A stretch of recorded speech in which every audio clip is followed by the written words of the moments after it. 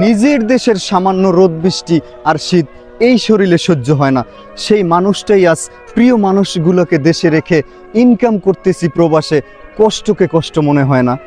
দেয়ালে পিঠ থেকে গেলে সব কিছুই সম্ভব একটা মানুষের কাছে। এজন্যই তো গুরুজনরা বলে গেছেন, মনের নাম মহাশয়, যাহা দিবা তাহা সয় এই শরীরে। এত কষ্টের কামাই, তবে স্বপ্ন আমার একটাই, প্রিয় মানুষগুলো সুখে থাক, খেয়ে আমার কামাই। স্বার্থের এই দুনিয়ায় ভাইয়ের হক ভাই মেরে দেয়, মা বাবাও দেয় চোখ পুলডি। প্রিয় মানুষটার কথা আর কি বলবো, সেও তো হয়ে যায় সময়ের সাথে সাথে এক সময় বিশ্বহারামি। কি হবে আর কষ্টের কামাই করে, যদি প্রবাসে বসেই শুনতে হয় তুই কি দিছিস মাসের শেষে।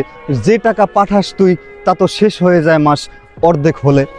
সত্যি বলতেছি, প্রত্যেকটা প্রবাসী ভাই এবং বোনদের জানাই হৃদয় থেকে সেলুট। শরীরে যতক্ষণ জোর বল এবং যৌবন আছে, ততক্ষণে চিনে নিস তোর আত্মীয় স্বজনের আসল রূপ। একটা প্রবাসীর রক্ত চোষা টাকা খেয়েও সুখী হয় না আত্মীয় স্বজন তার এই দুনিয়াতে। এই কথাগুলো যখন একটা প্রবাসী শোনে, সে যে কত কষ্ট পায় সেটা বলতে চাই না আর এই ভিডিওতে।